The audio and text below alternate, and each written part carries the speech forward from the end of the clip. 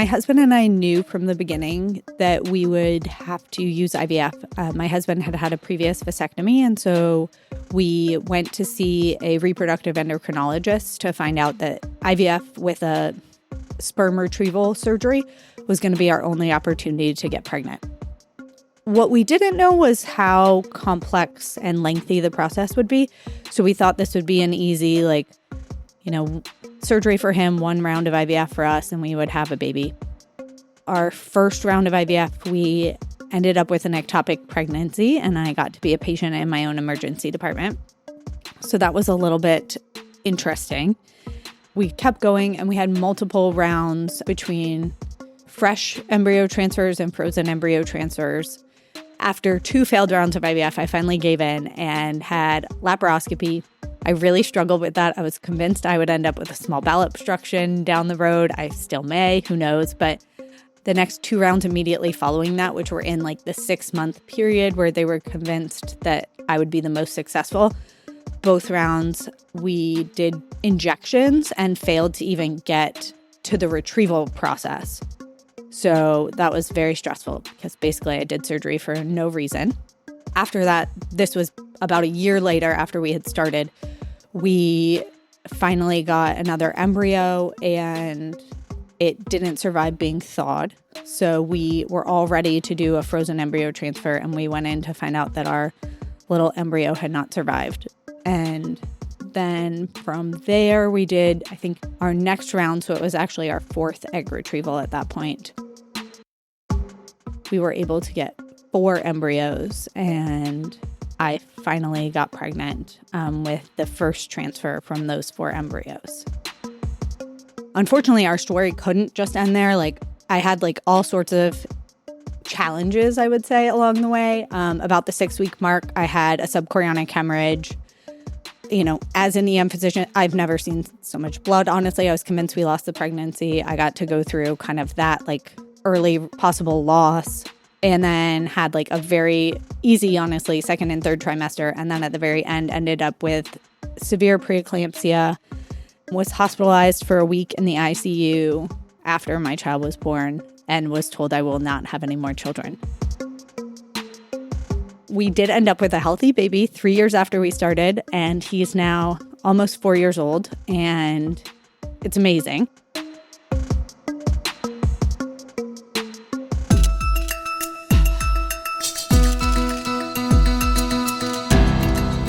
Welcome to EM Pulse, bringing research and expert opinion to the bedside. We're your hosts, Julia Magaña and Sarah Medeiros. Welcome to EM Pulse. You just heard Dr. Melissa Parsons' story of her struggle to get pregnant. And Sarah, she is not alone. In our field, 1/4 of female emergency medicine physicians report infertility. 1/4 of us. Yeah, there are very few health issues that affect that proportion of any group of people. And that's why we need to talk about it today. Getting pregnant is just one step in the unique challenge of making and maintaining a new life, in addition to thriving as an emergency medicine physician.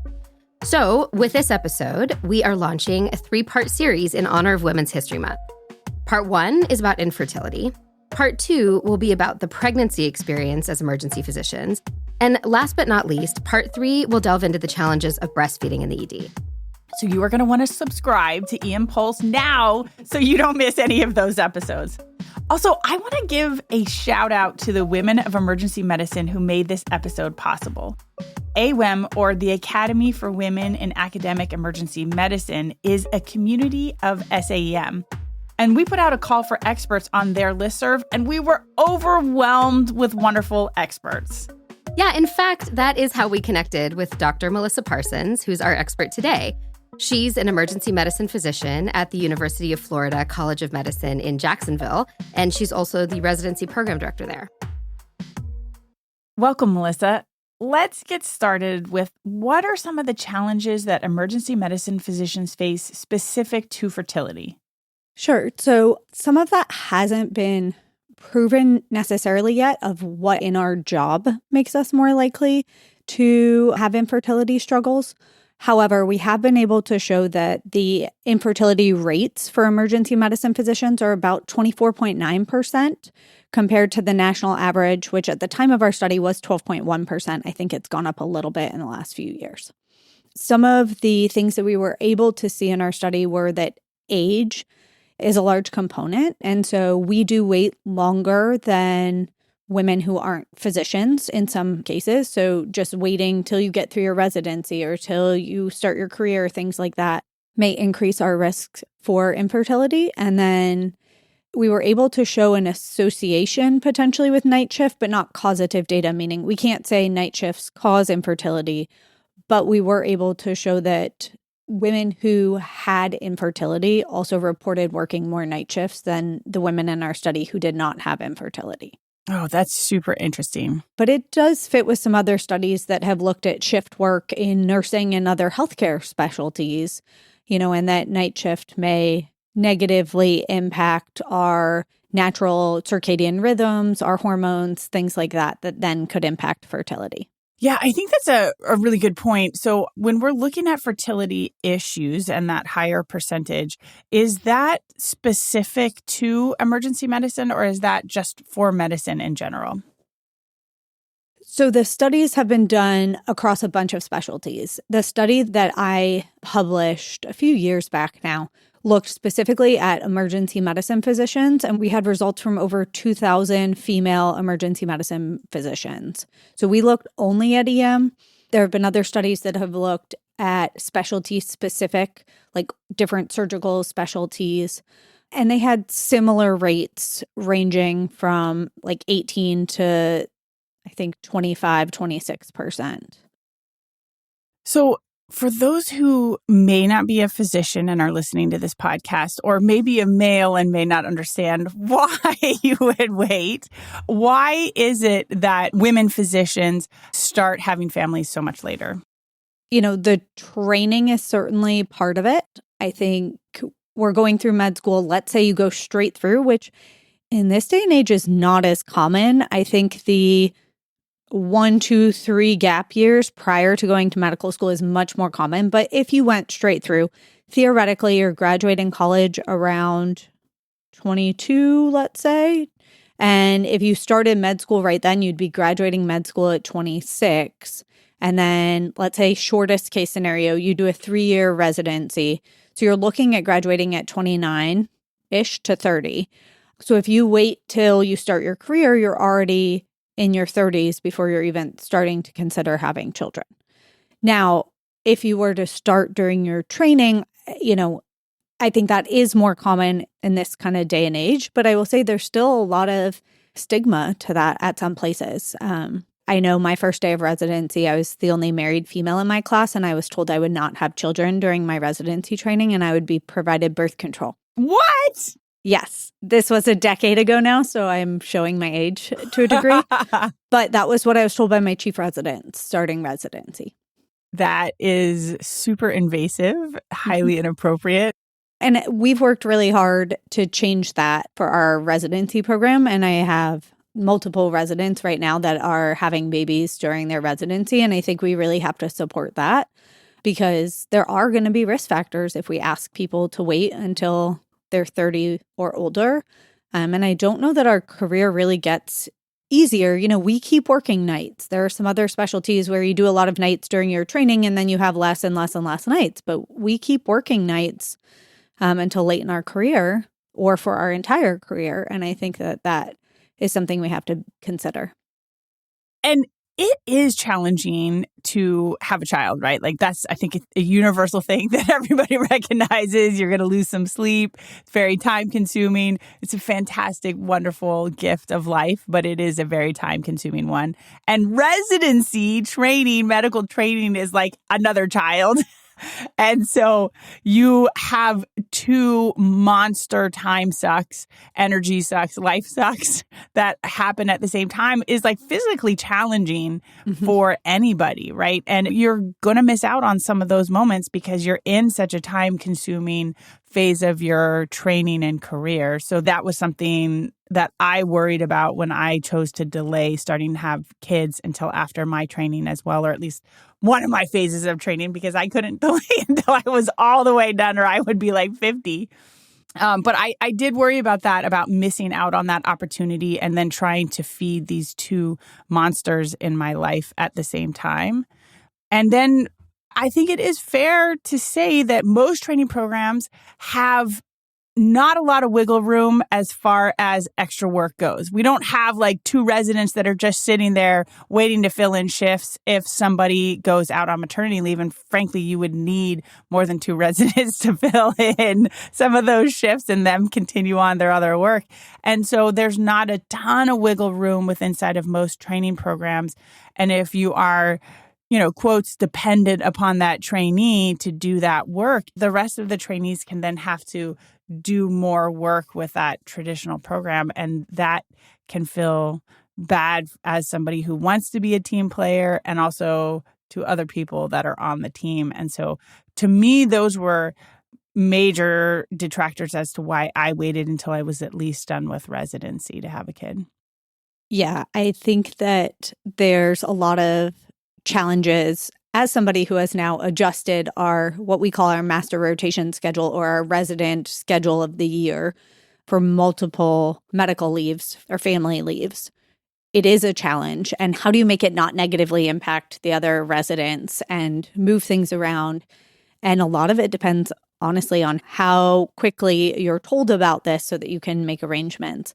One of the things that we've tried to be cognizant of is trying to move people so we're not taking somebody out of the emergency department, because then there is a big workload on other people. But how can we get creative about moving things around? And you still have to meet ABEM guidelines. And because it's a strict year policy, that really impacts their ability to take leave. So trying to make sure that we're supporting people who do want to have kind of those two children at the same time between the residency and a physical child, I think is a challenge. I've actually joked that I think really the easiest time, which I don't think any of these times are easy, to be fair, but I think the easiest time might actually be when you're a med student because you aren't actually necessary to be there. But at the same time, I cannot imagine having a child when I was trying to consume all of that information and, the hours I was putting in medical school, honestly. So I think part of our career is you learn and do so much I say a short period of time, but there's a lot of years involved with that. And there's not really a correct time or a convenient time.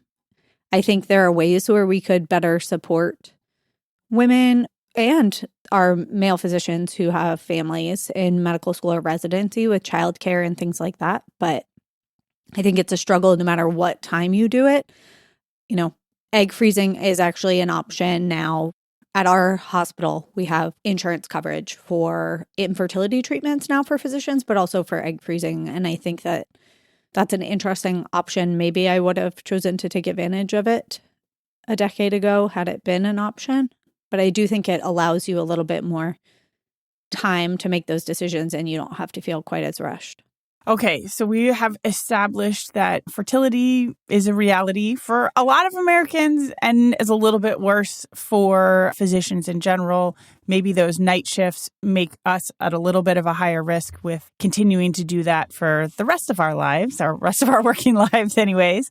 Kind of walk us through what the process of identifying that you have fertility problems look like as a physician. Walk us through those next phases.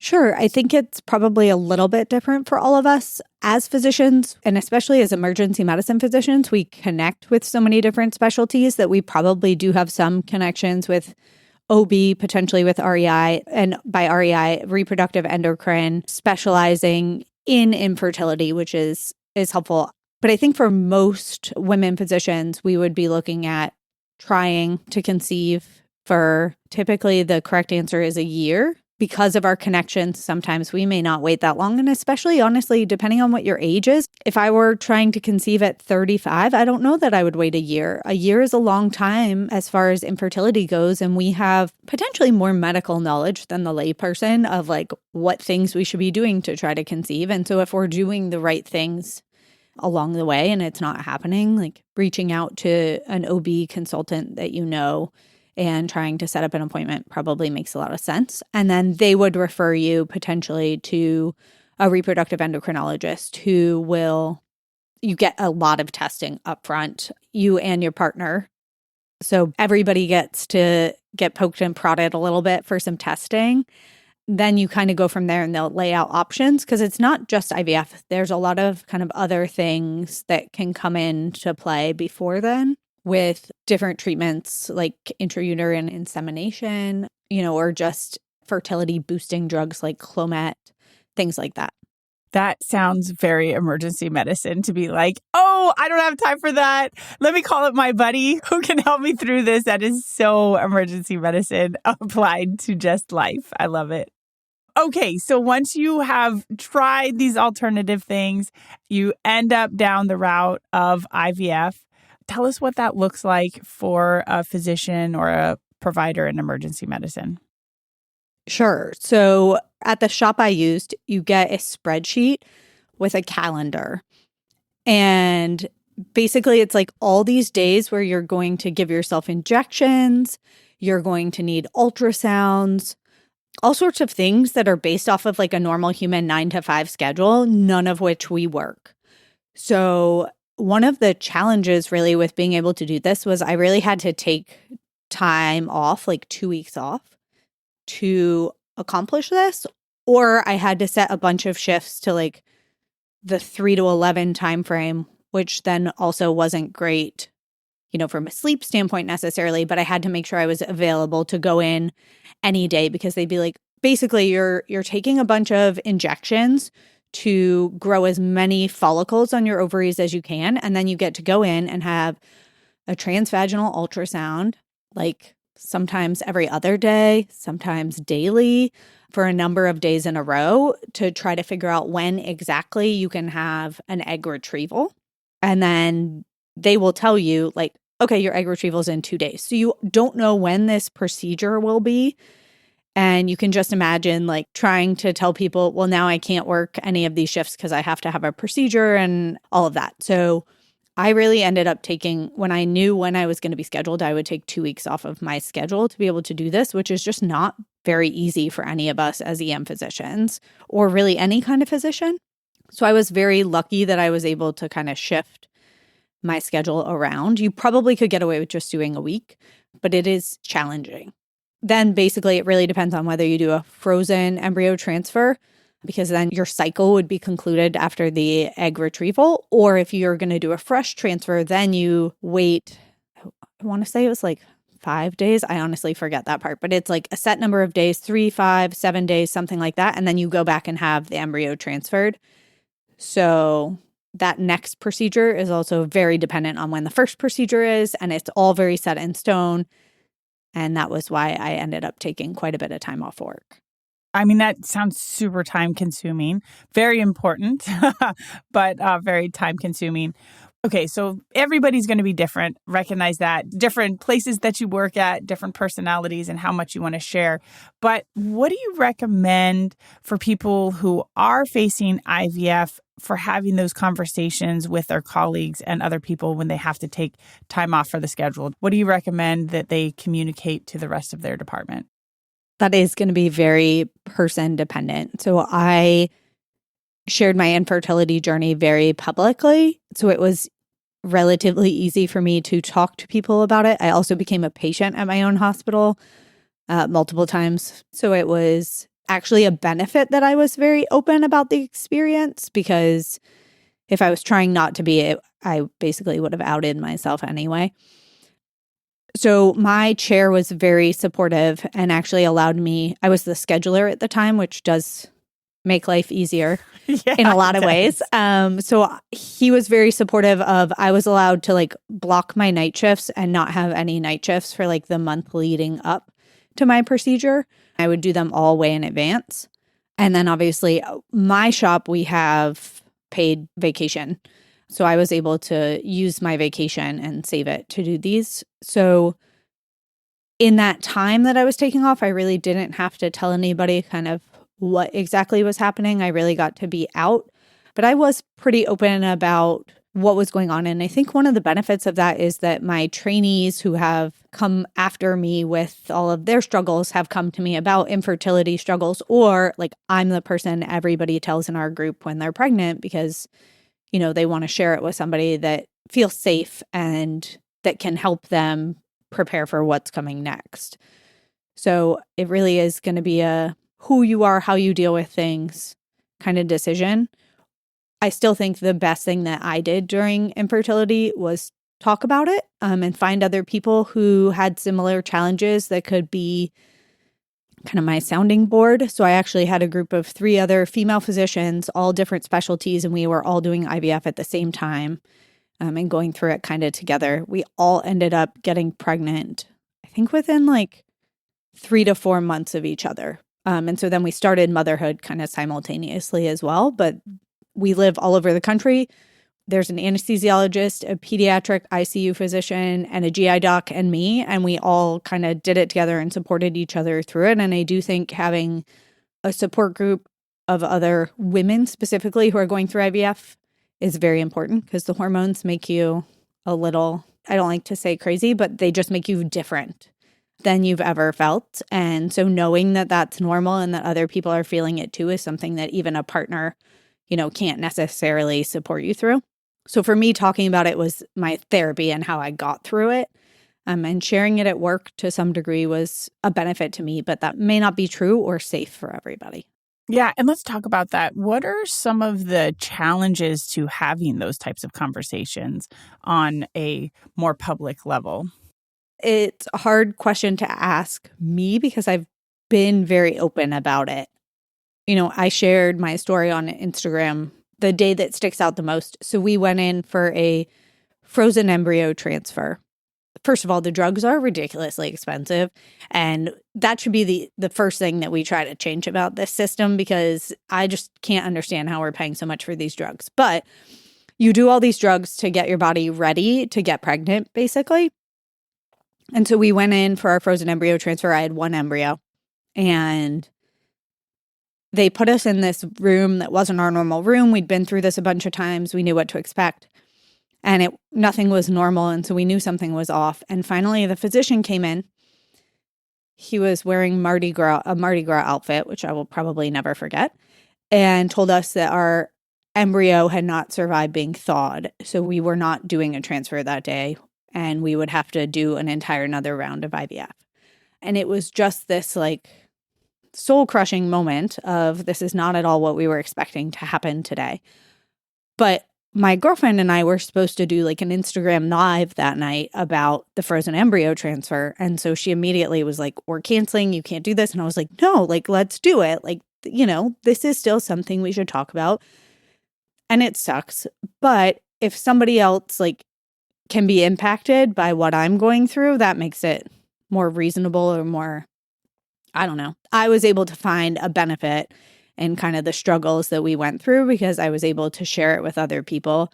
And they would reach back, you know, people would message me and be like, thank you so much. This is what's happening, you know, and so you've seen like the connection that comes from sharing these struggles. And I think that this was something that was silenced for so long and not talked about, that all of a sudden, like women feeling like this is okay for us to talk about. This isn't that I'm failing, my body's feeling anything else. This is just part of healthcare and science, and it's very normal, I think is so important. Yeah, I can envision those would be some of the challenges, right? Like we're used to not failing, quote unquote, at things. We're used to being able to succeed and pull ahead, and to all of a sudden hit this spot that's outside of your control as far as like what you can physically do, I think would feel foreign to a lot of people, I can imagine, and would therefore sometimes be hard to say out loud and to put that vulnerability out there into the public, as you so kindly did. And it isn't something that has been hugely talked about with inside of medicine. And so I think there might be some unfamiliarity between other physicians who haven't experienced that or haven't had to think about those things and go through that and haven't had to have that lived experience themselves, and so aren't able to relate or understand why you do need those 2 weeks off at that time period. So I think the unfamiliarity, the feeling of vulnerability from a physical and a mental standpoint could be barriers as well. But I'm hopeful that, with conversations like this, this is part of why we're doing this podcast, right, Melissa, is because we want to continue this conversation. We want everybody that's listening to be able to be like, oh, that's what that's like. That's what's going on with my colleague, and hopefully make that conversation a little bit easier for the next physician down the line that is going through that. I think control becomes a big thing. And as many of us are very type A and used to having some control of what's happening, even in the worst situations in the emergency department, sometimes we still feel like we have a little bit of control over what's going on. I think that was the real challenge of a lot of this, was there is none. And so I know my thing was, okay, just let me know, when can I do my next cycle? I'll start planning for that. That's the only control I have. And then we just have to kind of wait and see. But control, I definitely think, is a big challenge going through IVF, and just even the scheduling component, right? It's easier to take 2 weeks off and know that you're not going to have to be stressed over swapping shifts and getting coverage and doing all of these things, and that's something that we can control in that way. All right. You mentioned harvesting and freezing eggs as being one of the ways to be able to do this. But what are some of the things that people listening to this podcast can do to minimize these fertility challenges themselves? I'm not sure how much we can really control in terms of minimizing, each of our risk for infertility. Are there ways where we can control our cortisol levels? Sure, but I would love to hear all of them and see science behind them. And then probably our job is probably the most negative thing for cortisol levels that we could ask for. So I'm not sure how much control we really have over that either. But I think being cognizant of what you think fits in your timeline makes sense. The one thing I was really surprised by going through is, so the reproductive endocrinologists actually really believe in the ovulation kits and will use those and then have you come in when it's positive to do blood testing. So one of my takeaways from the whole experience was, oh, those actually are relatively good for an over-the-counter thing we can get at home. If we're going to try naturally on our own and see what happens, that's actually something that you can use to see if you can increase your chances without having to have any sort of treatments. Yeah, that makes sense. Very practical. Melissa, what can we do as colleagues to support colleagues who might be going through fertility issues and specifically IVF? The first thing I tell everybody is don't ask people when they're having kids, because you never know who's really struggling to have a child that hasn't felt comfortable saying anything. And that's, a triggering question sometimes. And then for people who are going through treatments, if they need to swap a shift, I think from a scheduling perspective, trying to help them manage their schedule during those times is probably the easiest thing that can help them and make them feel a little bit better. And then, letting them know that you're there to support them. And if there's anything that they need. I got injections at the hospital all the time. My nurses gave me injections. My residents gave me injections. It's a very timed thing. So even something as simple as saying, hey, if you know this about the person and that they're going through it, hey, let me know if you need me to cover you while you do your injection tonight or anything like that, because it has to be within a very specific time frame. And so stepping in and helping somebody if they need even some coverage in the ED for 15 minutes to be able to do that is helpful. What can departments do to support colleagues that may be going through this? I was really happy with how my department kind of allowed me to move around my nights, especially to stack them. I want to say I did them either a month or 2 months before a cycle. And I would do a whole bunch so that I wasn't making other people pick up more nights necessarily, but they may have more in that block. but I was able to pick them up in advance. So in case I did get pregnant, I also wasn't then working a bunch of night shifts after I was pregnant, because there are concerns that that can also cause miscarriage in the first trimester. So that was one thing that was helpful. And then I was able to get on like a normal circadian rhythm for at least a month leading up to my procedure, because it cost 10 to 15, maybe even more, $1,000 to do this. And so you really want to set yourself up to have your body as ready and prepared as possible, shall we say. And so not flipping your shifts all over the place was one of the things. So I have to say that was very helpful. One of the things that our hospital instituted unfortunately, after I completed all of the treatments, was we have coverage now. We have insurance coverage. I think it's like a $30,000 lifetime maximum. So it honestly wouldn't have even covered all of the infertility treatment that I paid for. But that is such a huge plus, especially for residents who may not even have a physician income trying to go through this. It's such a huge plus to have some coverage for it. And so trying to make that available, since we know that we are at risk, making that available through hospital systems, I think is really important moving forward. Anything else that you think we should know about fertility issues and IVF as physicians? One thing that I've learned going through the process, and a few other, and childbirth comboed, I think every time that we get put in the patient seat instead of on the physician side of things, but really have to be on the exam table or kind of in that chair waiting for a physician to come in, those are all opportunities that we have to become better physicians. Going through kind of those struggles has really changed how I care for patients and my view as a provider, because there are so many more times now where I'm able to say, I see you, like I've been you. My physician came in Mardi Gras outfit, and I have thought so many more times about what I'm wearing on holidays. We all want to kind of get dressed up for like Halloween or something in the emergency department. But like I've been more cognizant of, I never want to have to walk in and tell somebody their loved one has passed, like in a Halloween costume or something like that. And just from kind of sitting in that patient seat, you see such a different side of medicine sometimes that I think it makes us much better physicians as we go through these things. And so if you're going to find a positive, which going through IVF, you have to find positives in as many things as you possibly can. I think that was one of my positive takeaways, was this is making me a better version of me and a better doctor to my patients. I like that. Well, thank you, Melissa, for your time. I really appreciate you sharing your perspective and your expertise in this topic. Of course. Thank you so much for having me. Pulse check. 25% of women in emergency medicine surveyed report infertility issues.